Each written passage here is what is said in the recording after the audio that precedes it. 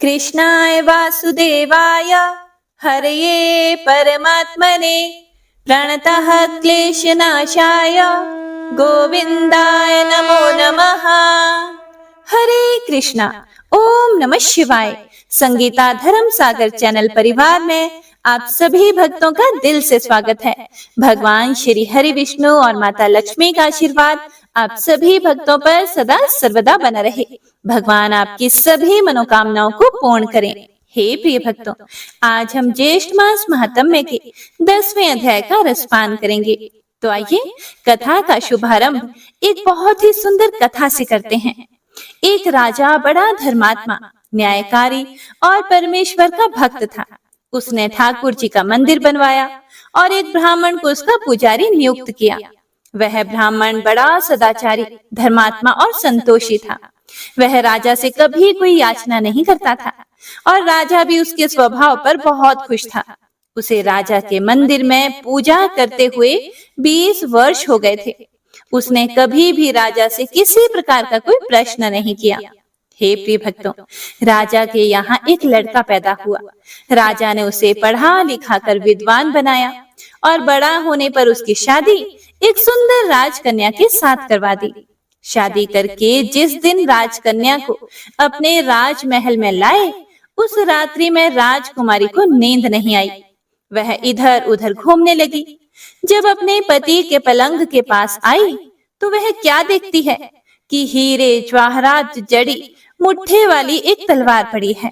जब उस राजकन्या ने देखने के लिए वह तलवार म्यान में से बाहर निकाली और उसी क्षण धार वाली और बिजली के समान प्रकाश वाली तलवार देखकर वह डर गई और डर के मारे उसके हाथ से तलवार गिर पड़ी और राजकुमार की गर्दन पर जा लगी।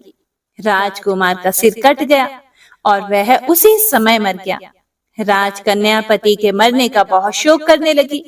उसने परमेश्वर से प्रार्थना की कि हे प्रभु, मुझसे अचानक यह पाप कैसे हो गया। पति की मृत्यु मेरे ही हाथों हो गई। आप तो जानते ही हैं, परंतु उस सभा में मैं सत्य नहीं कहूंगी, क्योंकि इससे मेरे माता पिता और मेरे सास ससुर को कलंक लगेगा तथा इस बात पर कोई भी विश्वास नहीं करेगा। और सुबह जब पुजारी कुएं पर स्नान करने आया तो राजकन्या ने उसको देखकर विलाप करना शुरू किया और इस प्रकार कहने लगी कि मेरे पति को कोई मार गया। लोग इकट्ठा हो गए और राजा साहब भी आकर पूछने लगे कि किसने मारा है। फिर वह कहने लगी कि मैं जानती तो नहीं हूँ कि वह कौन था, लेकिन उसे ठाकुर जी के मंदिर में जाते हुए मैंने देखा था। राजा समेत सभी लोग ठाकुर जी के मंदिर में आए तो ब्राह्मण को पूजा करते हुए उन्होंने वहां देखा। उन्होंने उसको पकड़ लिया और उससे पूछा कि तूने राजकुमार को क्यों मारा। ब्राह्मण ने कहा कि मैंने राजकुमार को नहीं मारा, मैंने तो उनका राजमहल भी नहीं देखा है। इसमें तो ईश्वर साक्षी है, मैं बिल्कुल सत्य कहता हूँ। बिना देखे किसी पर अपराध का दोष लगाना ठीक नहीं है। ब्राह्मण की तो कोई बात ही नहीं सुनता था।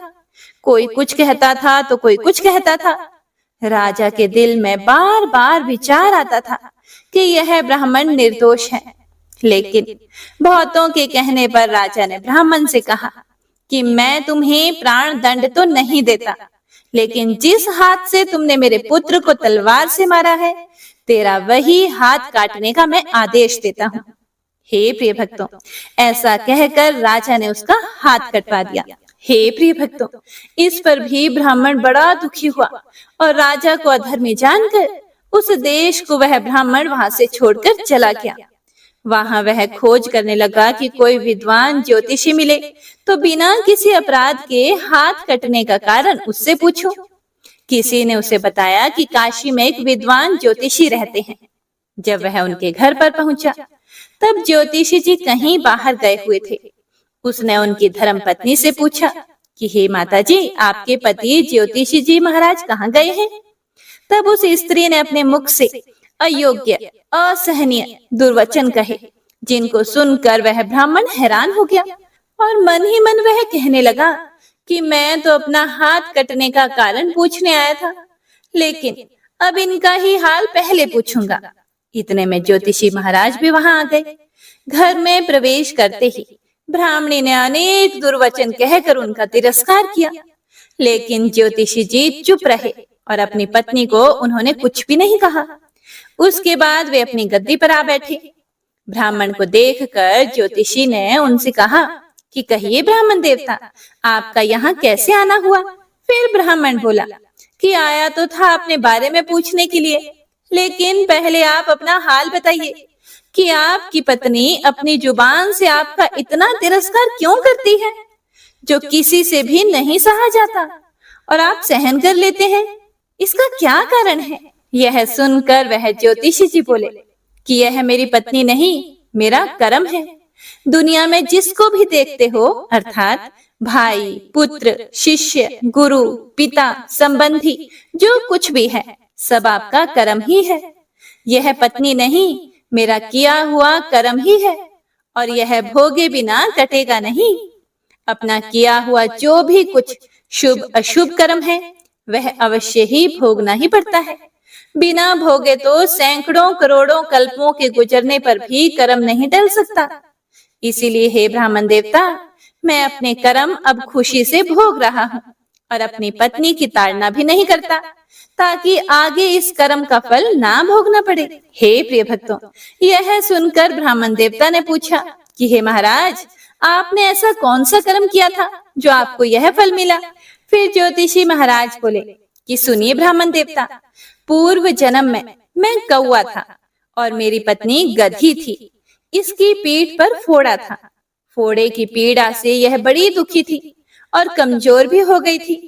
मेरा स्वभाव बड़ा दुष्ट था, इसीलिए मैं इसके फोड़े में चोंच मारकर इसे ज्यादा दुखी करता था। जब दर्द के कारण यह कूदती थी तो इसकी वजीहत देखकर मैं खुश होता था। मेरे डर के कारण यह अचानक बाहर नहीं निकलती थी, लेकिन मैं इसको ढूंढता फिरता था। यह जहां मिले वहीं इसे मैं दुखी करता रहता था। आखिर मेरे द्वारा बहुत सताए जाने पर त्रस्त होकर यह गांव से 10-12 मील दूर जंगल में चली गई। वहां गंगा जी के किनारे सघन वन में हरा हरा घास खाकर और मेरी चोटों से बचकर सुखपूर्वक रहने लगी। लेकिन मैं इसके बिना नहीं रह सकता था। इसको ढूंढते ढूंढते मैं भी उसी वन में जा पहुंचा और वहां इसे देखते ही मैं इसकी पीठ पर जोर से चोंच मारी तो मेरी चोंच इसकी हड्डी में चुभ गई। इस पर इसने अनेक प्रयास किए, फिर भी मेरी चोंच नहीं छूटी। मैंने भी चोंच निकालने का बड़ा प्रयत्न किया, लेकिन वह नहीं निकली। पानी के भय से ही यह दुष्ट मुझे छोड़ेगा, ऐसा सोचकर यह गंगा जी में प्रवेश कर गई, लेकिन वहां भी मैं अपनी चोंच नहीं निकाल पाया। आखिर मैं यह बड़े प्रवाह में प्रवेश कर गई। गंगा का बहाव तेज होने के कारण हम दोनों बह गए और बीच में ही मर गए। तब गंगा जी के प्रभाव से यह तो ब्राह्मणी बनी और मैं बड़ा भारी ज्योतिषी बना। अब वही मेरी पत्नी हुई, जो मेरे मरण पर्यंत अपने मुख से गाली निकालकर मुझे दुख देगी, और मैं भी अपने पूर्व कर्मों का फल समझकर इसे सहन करता रहूंगा। इसका दोष नहीं मानूंगा, क्योंकि यह किए हुए कर्मों का ही फल है। इसीलिए मैं शांत रहता हूँ। अब आप अपना प्रश्न पूछो। फिर ब्राह्मण ने अपना सब समाचार सुनाया और पूछा कि अधर्मी पापी राजा ने मुझ निरपराध का हाथ क्यों कटवाया? फिर ज्योतिषी बोले, राजा ने आपका हाथ नहीं कटवाया, आपके कर्म ने ही आपका हाथ कटवाया है। फिर ब्राह्मण देवता ने पूछा कि वो किस प्रकार? फिर ज्योतिषी बोले कि पूर्व जन्म में भी आप एक तपस्वी थे और राजकन्या गौ थी तथा राजकुमार कसाई था। वह कसाई जब गऊ को मारने लगा, तब गऊ बेचारी जान बचाकर आपके सामने से जंगल में भाग गई। पीछे से कसाई आया और आपसे पूछा कि इधर कोई गाय तो नहीं गई है। आपने प्रण कर रखा था कि आप झूठ नहीं बोलोगे, इसीलिए जिस तरफ गऊ गई थी उस तरफ आपने हाथ से इशारा किया, तो उस कसाई ने जाकर गऊ को मार डाला। गंगा के किनारे वह उसकी चमड़ी निकाल रहा था। इतने में ही उस जंगल से शेर आया और गऊ और कसाई दोनों को खाकर गंगा जी के किनारे ही उनकी हड्डियां उसमें बह गई। गंगा जी के प्रताप से कसाई को राजकुमार और गऊ को राजकन्या का जन्म मिला।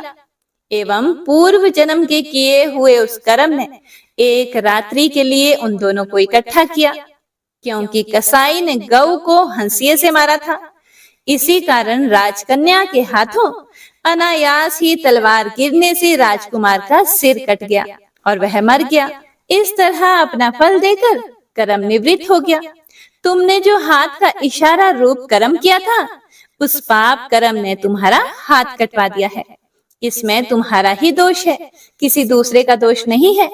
ऐसा निश्चय करके तुम सुख पूर्वक रहो। हे प्रिय भक्तों, कितना सहज है ज्ञान संयुक्त जीवन। यदि हम इस कर्म सिद्धांत को मान लें और जान लें, तो पूर्वकृत घोर से घोर कर्म का फल भोगते हुए भी हम दुखी नहीं होंगे, बल्कि अपने चित्त की समता बनाए रखने में सफल होंगे। हरे कृष्णा, जय श्री हरि। हे प्रिय भक्तों, तो आइए अब रसपान करते हैं ज्येष्ठ मास महात्म्य के 10वें अध्याय का। जय श्री हरि विष्णु। पिछले अध्याय में स्कंद मुनि जी ने गौरी व्रत महात्म्य की कथा महिमा सुनाई थी। तो आइए अब सुनते हैं दशहरे व्रत का महात्म्य। हे प्रिय भक्तों, सभी ऋषि मुनि स्कंद मुनि से कहने लगे कि हे स्कंद मुनि जी, यह दशहरा व्रत किसे कहते हैं? इस व्रत का क्या विधान है और इस व्रत को करने का क्या फल मिलता है? पहले इस व्रत को किसने किया और उसे इस व्रत का क्या फल मिला, वह भी हम सुनना चाहते हैं। यह व्रत ज्येष्ठ मास में ही क्यों आता है, यह सब आप हमें विस्तार से बताइए। तब स्कंद मुनि बोले कि हे ब्राह्मणों, तुमने जनहित के कल्याण के लिए बड़ा ही धार्मिक प्रश्न किया है। मैं इसे तुम्हें विस्तार से सुनाऊंगा। ज्येष्ठ मास के शुक्ल पक्ष की एकम तिथि से लेकर दशमी तिथि तक दशाश्वमेध तीर्थ में जाकर स्नान, व्रत, दान, पूजा करने के विधान को दशहरा व्रत कहा जाता है। ज्येष्ठ मास में भगवान विष्णु के मंदिर में जाकर दशहरा व्रत को धारण करना चाहिए। इस मास के शुक्ल पक्ष की एकम तिथि से दशमी तिथि तक विष्णु भगवान का दर्शन, स्पर्श, मंजन पान, अर्चन आदि करने को पूर्वदर्शी मुनियों ने इसका नाम दशहरा व्रत रखा। हे ब्राह्मणों, ज्येष्ठ मास में इस व्रत को धारण करने से मनुष्यों के 10 जन्मों के 10 प्रकार के पाप धुल जाते हैं। इसीलिए इसका नाम दशहरा व्रत पड़ा।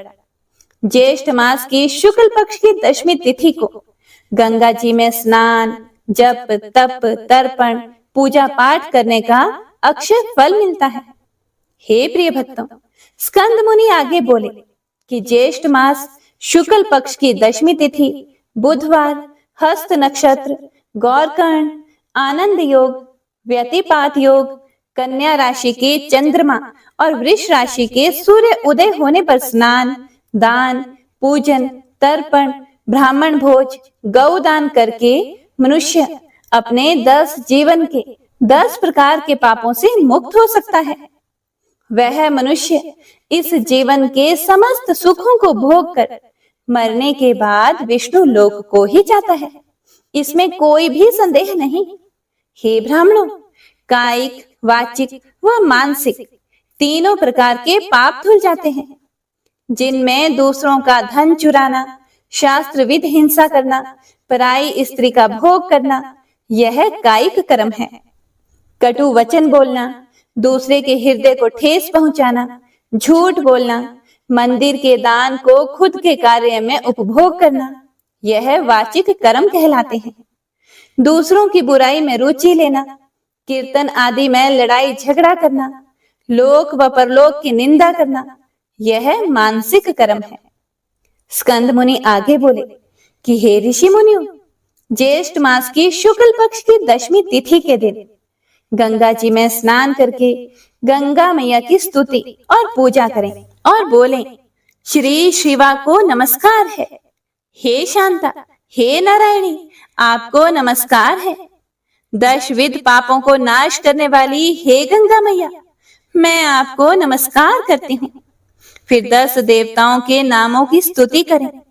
10 देवता हैं नारायण, महेश, ब्रह्मा, सूर्य, भागीरथ, हिमवान, स्कंद, गणेश, चंडी और सोम, इन 10 देवताओं की पूजा करें। फिर 10 फलों से उनको भोग चढ़ाएं। फिर सत्तू के 10 पिंड बना करके जल में छोड़ दें। पसर तिल 10 ब्राह्मणों को देकर इस मंत्र को बोलकर पूजन करें। गंगायै सर्वरूपन्ये नमः।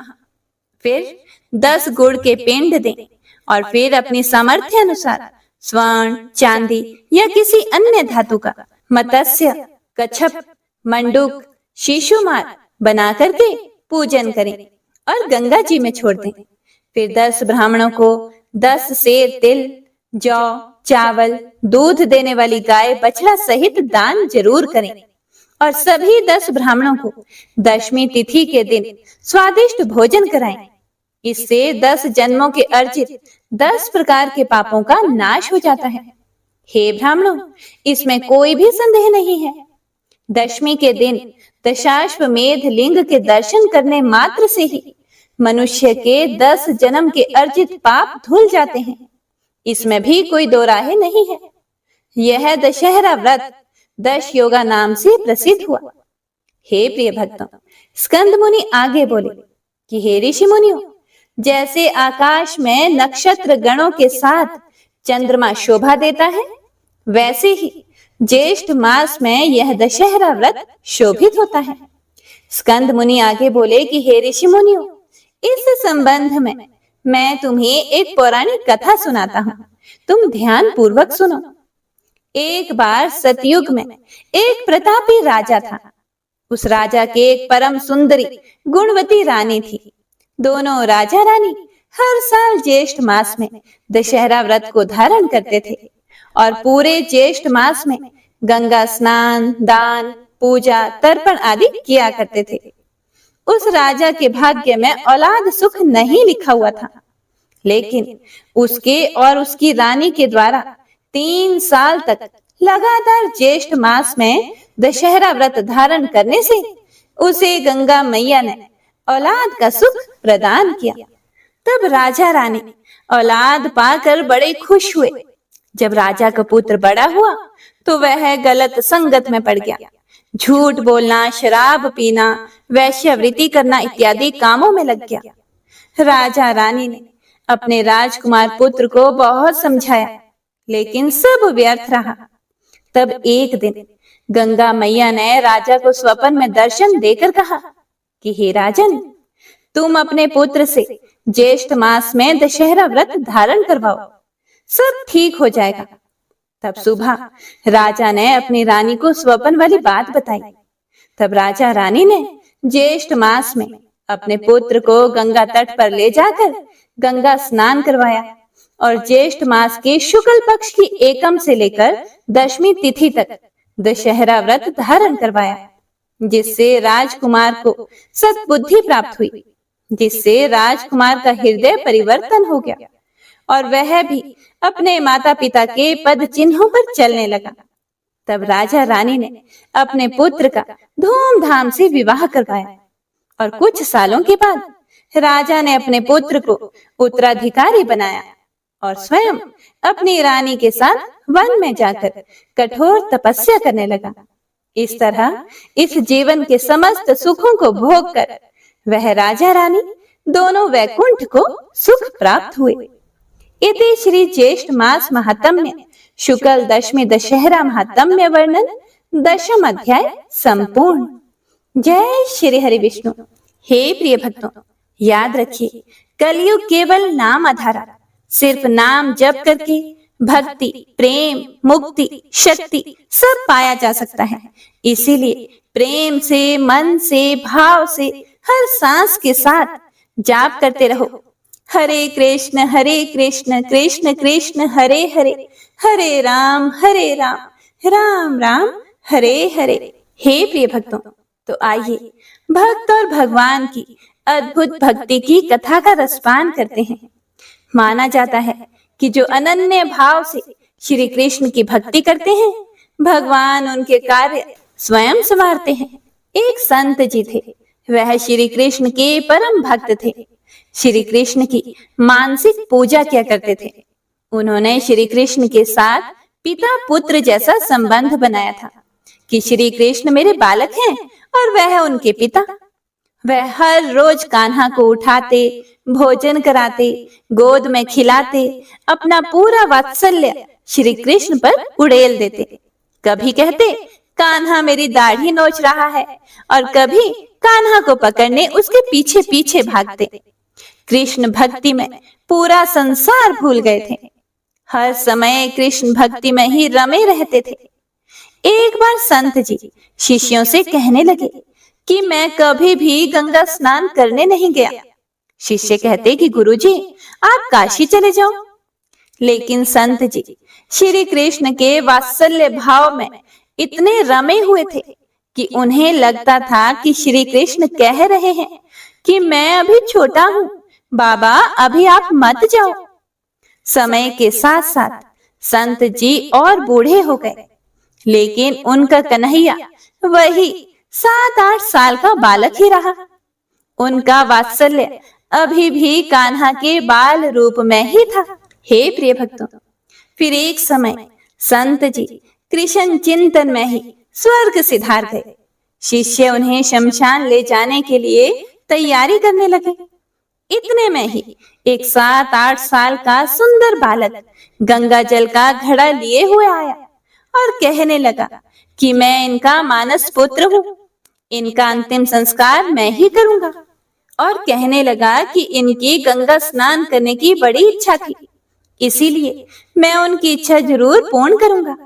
इसीलिए मैं घड़े में यह गंगा जल लेकर आया हूँ। बालक ने संत जी के पार्थिव शरीर को गंगा स्नान करवाया, संत के माथे पर तिलक लगाया और उनका अग्नि संस्कार किया। उस बालक में एक अद्भुत सी कशिश थी कि कोई कुछ भी बोल ना सका। किसी ने कुछ पूछा भी नहीं कि तुम कहां से आए हो, कौन हो। अग्नि संस्कार के बाद में बालक अंतर ध्यान हो गया। उस बालक के जाने के बाद लोगों के मन में आया कि संत जी तो बाल ब्रह्मचारी थे, उनका तो कोई पुत्र था ही नहीं। वह श्री कृष्ण को ही अपना मानस पुत्र मानते थे। इसीलिए भगवान श्री कृष्ण जी स्वयं संत के पुत्र के रूप में आए थे। हे प्रिय भक्तों, तो ऐसे हैं हमारे श्री कृष्ण जी महाराज। तो प्रेम से बोलिए बांके बिहारी लाल की जय, मोर मुकुट बंसी वाले की जय, राधा रानी सरकार की जय। आइए अब गजेंद्र मोक्ष स्तोत्र का पाठ करते हैं। इस माह में गजेंद्र मोक्ष स्तोत्र पढ़ने मात्र से जहां हर तरह के ऋण कर्ज से मुक्ति मिलती है, वहीं 10 दिशाओं से शुभ फल दिलाने में भी सक्षम है। इस स्तोत्र का जाप करने से जीवन में किसी भी प्रकार की परेशानियों से मुक्ति मिलती है। श्रीमद् भगवत गीता के 3रे अध्याय में गजेंद्र स्तोत्र पढ़ने को मिलता है। इस स्तोत्र में हाथी और मगरमच्छ के साथ हुए युद्ध का वर्णन किया गया है और गजेंद्र जब युद्ध से हार जाता है तो भगवान श्री हरि विष्णु का ध्यान करके उनकी स्तुति करता है और उसकी स्तुति से प्रसन्न होकर भगवान श्री हरि विष्णु आते हैं और उसे मोक्ष प्रदान करते हैं।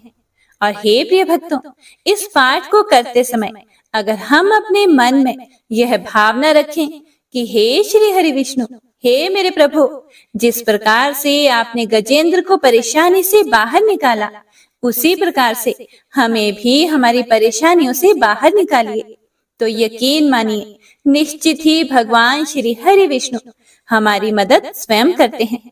तो आइए अब सच्चे मन से भगवान श्री हरि विष्णु का ध्यान करके इस परम कल्याणकारी स्तोत्र का पाठ करते हैं। जय श्री हरि विष्णु। शुक जी ने कहा कि बुद्धि के अनुसार पिछले अध्याय में वर्णन किए गए रीति से अपने मन को नियंत्रित करके और हृदय को स्थिर करके गजेंद्र अपने पिछले जन्म में याद किए गए सर्वोच्च कार्य और बार बार जप किए जाने वाले स्तोत्र का जाप करने लगा। गजेंद्र ने मन ही मन श्री हरि को ध्यान करते हुए कहा, जिनके प्रवेश करने से शरीर और मन चेतन की तरह व्यवहार करने लगते हैं, ओम द्वारा लक्षित और पूरे शरीर में प्रकृति और पुरुष के रूप में प्रवेश करने वाले उस सर्वशक्तिमान देवता का मैं मन ही मन स्मरण करता हूँ, जिनके सहारे ये पूरा संसार टिका हुआ है, जिनसे ये संसार अवतरित हुआ है और जिन्होंने प्रकृति की रचना की है और जो खुद उसके रूप में प्रकट हैं, लेकिन इसके बावजूद भी वो इस पूरी दुनिया से सर्वोपरि और श्रेष्ठ हैं। ऐसे अपने आप और बिना किसी कारण के भगवान की मैं शरण में जाता हूँ और अपने संकल्प शक्ति के बल पर अपने ही स्वरूप में रचित और सृष्टि काल में प्रकट एवं प्रलय में अप्रकट रहने वाले इस शास्त्र प्रसिद्धि प्राप्त कार्य कारण रूपी संसार को, जो बिना कुंठित दृष्टि के साक्ष्य रूप में देखते रहने पर भी लिप्त नहीं होते, चक्षु आदि प्रकाशकों के परम प्रकाशक प्रभु, आप मेरी रक्षा करें। बीतते गए समय के साथ तीनों लोकों और ब्रह्मादि लोकपालों के पंचभूत में प्रवेश कर जाने पर और पंचभूतों से लेकर महत्वपूर्ण सभी कारणों के उनकी परम करुणा स्वरूप प्रकृति में मगन हो जाने पर उस समय दुर्गेय और घोर अंधकार रूपेण प्रकृति ही बच रही थी। उस अंधकार से परे अपने परम धाम में जो सर्वव्यापी भगवान सभी दिशाओं में प्रकाशित होते रहते हैं, वो भगवान मेरी रक्षा करें। विभिन्न नाट्य रूपों में अभिनय करने वाले और उस अभिनेता के वास्तविक स्वरूप को जिस प्रकार से साधारण लोग भी नहीं जान पाते, उसी तरह से सत्व प्रधान देवता और महर्षि भी जिनके स्वरूप को नहीं जान पाते, ऐसे में कोई साधारण प्राणी उनका वर्णन कैसे कर सकता है। ऐसे दुर्गम चरित्र वाले भगवान मेरी रक्षा करें।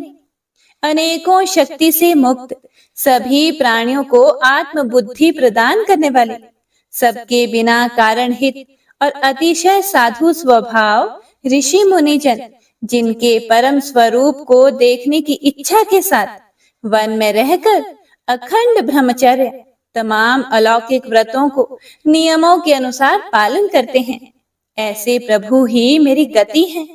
वह जिनका हमारी तरह ना तो जन्म होता है और ना जिनके द्वारा अहंकार प्रेरित कर्म ही होते हैं, जिनके निर्गुण स्वरूप का ना कोई नाम है और ना ही कोई रूप है, इसके बावजूद भी समय के साथ इस संसार की सृष्टि और प्रलय के लिए अपनी इच्छा से अपने जन्म को स्वीकार करते हैं। उन अनंत शक्ति संपन्न परम ब्रह्म परमेश्वर को मेरा नमस्कार है। उन प्राकृत आकार रहित और अनेक रूप वाले अद्भुत भगवान को मेरा बारंबार नमस्कार है। स्वयं प्रकाशित सभी साक्ष्य परमेश्वर को मेरा शत शत नमन है। वैसे देव जो मन, वाणी और चित्त वृत्तियों से परे हैं, उन्हें मेरा बारंबार नमस्कार है। विवेक से परिपूर्ण पुरुष के द्वारा सभी सत्व गुणों से परिपूर्ण निवृत्ति धर्म के आचरण से मिलने योग्य और मोक्ष सुख की अनुभूति रूपी भगवान को मेरा नमस्कार है।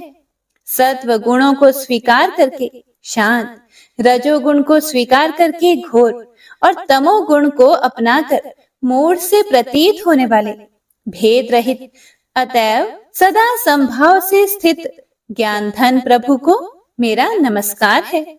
शरीर, इंद्रिय आदि के समुदाय रूप सभी पिंडों के ज्ञाता, सबके स्वामी और साक्षी स्वरूप प्रभु को मेरा बारंबार नमस्कार है। सबके अंतर्यामी, प्रकृति के भी परम कारण लेकिन स्वयं कारण रहित भगवान को मेरा शत शत नमस्कार है। सभी इंद्रियों और सभी विषयों के जानकार, सभी प्रतीतियों के कारण रूप संपूर्ण जड़ प्रपंच और सबकी मूलभूता अविद्या के द्वारा सूचित होने वाले और सभी विषयों में अविद्या रूप से भासने वाले भगवान को मेरा नमस्कार है। सबके कारण लेकिन स्वयं कारण रहित तथा कारण होने पर भी परिणाम रहित होने की वजह से अन्य कारणों से भी विलक्षण कारण, आपको मेरा बारंबार नमस्कार है। सभी वेदों और शास्त्रों के परम तात्पर्य, मोक्ष रूपी और श्रेष्ठ पुरुषों की परम गति देवता को मेरा नमस्कार है। वह जो त्रिगुण रूपों में छिपी हुई ज्ञान रूपी अग्नि है, वैसे गुणों में हलचल होने पर जिनके मन में संसार को रचने की वृत्ति उत्पन्न हो उठती हो, और जो आत्मा तत्व की भावना के द्वारा विधि निषेध रूप शास्त्र से भी ऊपर उठे हों, जो महाज्ञानी महात्माओं में स्वयं प्रकाशित हो रहे हैं, ऐसे भगवान को मेरा नमस्कार है। मेरे जैसे शरणागत पशु के समान जीवों की अविद्या रूप फांसी को पूर्ण रूप से काट देने वाले परम दयालु और दया करने में कभी भी आलस्य नहीं करने वाले भगवान को मेरा नमस्कार है। अपने अंश से सभी जीवों के मन में अंतर्यामी रूप से प्रकट होने वाले सर्वनियंता अनंत परमात्मा आपको मेरा नमस्कार है। जो शरीर, पुत्र, मित्र, घर और संपत्ति सहित कुटुंबियों में अशक्त लोगों के द्वारा कठिनाई से मिलते हों, और मुक्त पुरुषों के द्वारा अपने हृदय में निरंतर चिंतित ज्ञान स्वरूप सर्व समर्थ परमेश्वर को मेरा नमस्कार है। वह जिन्हें धर्म, अभिलाषित भोग, धन और मोक्ष की कामना से मनन करके लोग अपनी मनचाही इच्छा पूर्ण कर लेते हैं, अपितु जिन्हें विभिन्न प्रकार के अयाचित भोग और अविनाशी पार्षद शरीर भी देते हैं, वैसे अत्यंत दयालु प्रभु मुझे इस प्रकार की विपदा से हमेशा के लिए बाहर निकालें। वह जिनके एक से अधिक भक्त हैं, जो मुख्य रूप से एकमात्र उसी भगवान की शरण में हैं, जो धर्म, अर्थ आदि किसी भी पदार्थ को नहीं चाहते, अपितु जो केवल उन्हीं के परम मंगलमय एवं अत्यंत विलक्षण चरित्र का गुणगान करते हुए उनके आनंदमय समुद्र में गोते लगाते रहते हैं। उन अविनाशी, सर्वव्यापी, सर्वमान्य ब्रह्मादि के भी नियामक, अभक्तों के लिए भी हमेशा प्रकट होने वाले, भक्ति योग द्वारा प्राप्त अत्यंत निकट होने पर भी माया के कारण अत्यंत दूर महसूस होने वाले, इंद्रियों के द्वारा अगम्य और अत्यंत दुर्विज्ञ, अंत रहित, लेकिन सभी के आदि कारक और सभी तरफ से परिपूर्ण उन प्रभु की मैं स्तुति करता हूँ। वो जो ब्रह्मा सहित सभी देवता, चारों वेद तथा समस्त चराचर जीव नाम और आकृति भेद से जिनके अत्यंत क्षुद्र अंशों से रचे गए हैं, जिस तरह से जलती हुई अग्नि की लपटें और सूरज की किरणें बार बार निकलती हैं और फिर से अपने कारण में ही लीन हो जाती है, उसी प्रकार बुद्धि, मन, इंद्रियां और नाना योनियों के शरीर, जिन सभी गुणों से प्राप्त शरीर जो स्वयं प्रकाश परमात्मा से प्रकट होता है और फिर से उन्हीं में लीन हो जाता है, वह प्रभु जो ना तो देवता है, ना असुर, ना मनुष्य है और ना ही मनुष्य से नीचे किसी अन्य योनि के प्राणी, ना ही वो स्त्री हैं और ना ही पुरुष, ना ही नपुंसक और ना ही वो कोई ऐसे जीव हैं जिनका इन तीनों ही श्रेणी में समावेश है। वो ना तो गुण है, ना कर्म, वो ना ही कार्य है और ना ही कारण। इन सभी योनियों का निषेध होने पर जो बचता है, वही उनका असली रूप है और वे ही सब कुछ हैं। ऐसे प्रभु मेरा उत्थान करने के लिए प्रकट हो। अब मैं इस मगरमच्छ के चंगुल से आजाद होने के बाद जीवित नहीं रहना चाहता। इसकी वजह ये है कि मैं सभी तरफ से अज्ञानता से ढके इस हाथी के शरीर का क्या करूं?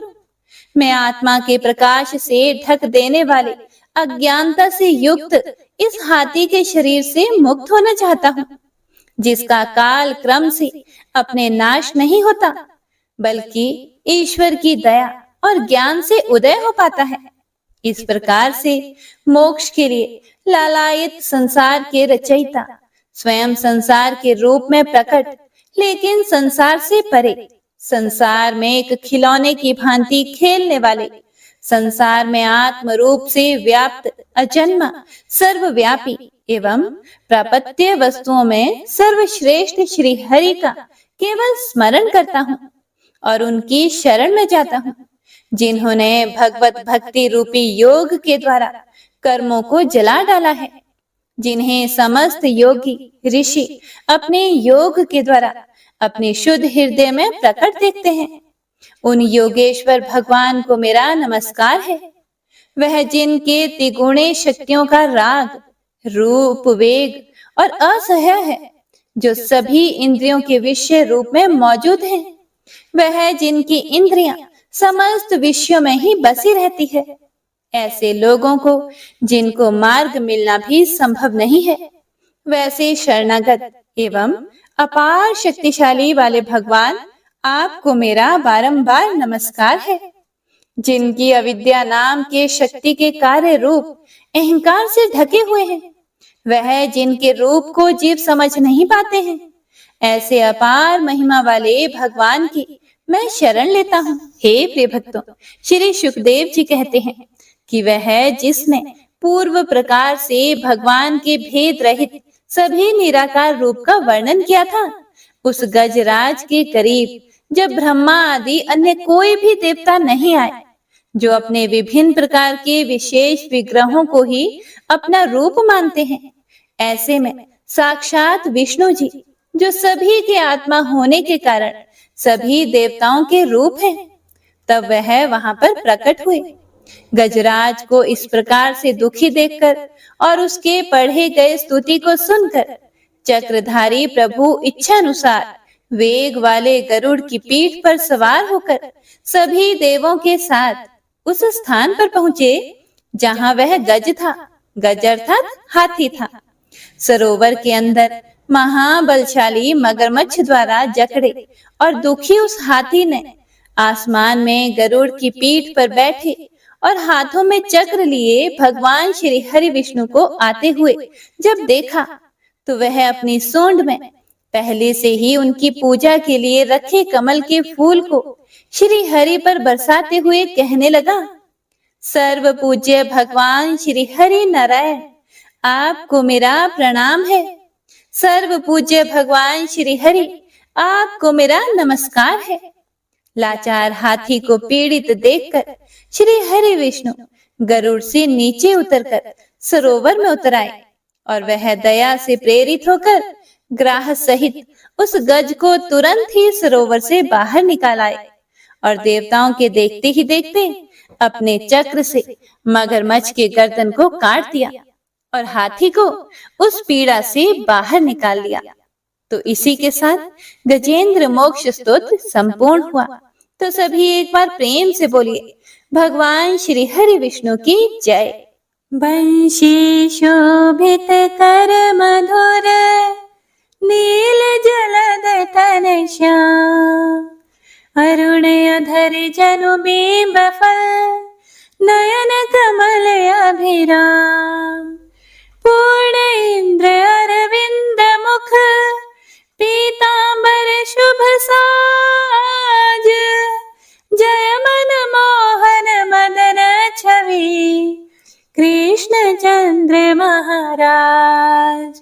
जय यदुनंदन जय जगवंदन, जय वसुदेव देवकी नंदन, जय यशोदासुत नंद दुलारे, जय प्रभु भक्तन के धृत तारे, जय नटनागर नागन थैया कृष्ण कन्हैया धेनु चरैया, पुनि नख पर प्रभु गिरिवर धारो, आओ दीनन कष्ट निवारो, वंशी मधुरे अधर धर तेरे, होवे पूर्ण मनोरथ मेरी, आओ हरि पुनि माखन चाखो, आज लाज भारत की राखो, गोल कपोल चिबुक करुणारे, मृदु मुस्कान मोहिनी डारे, रंजित राजीव नयन विशाला, मोर मुकुट वैजंती माला,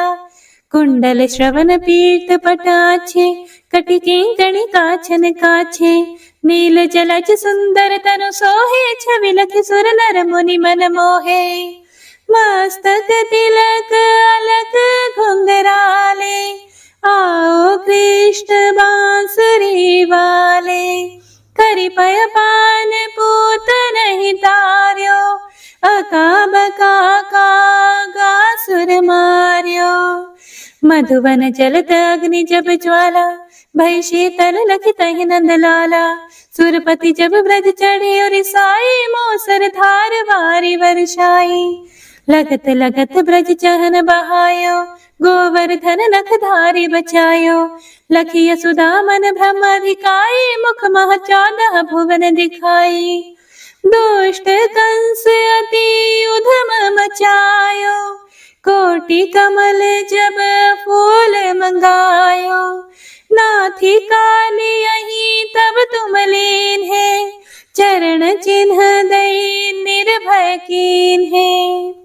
करी गोपिन संग रास विलासा, सबकी पूर्ण करी अभिलाषा।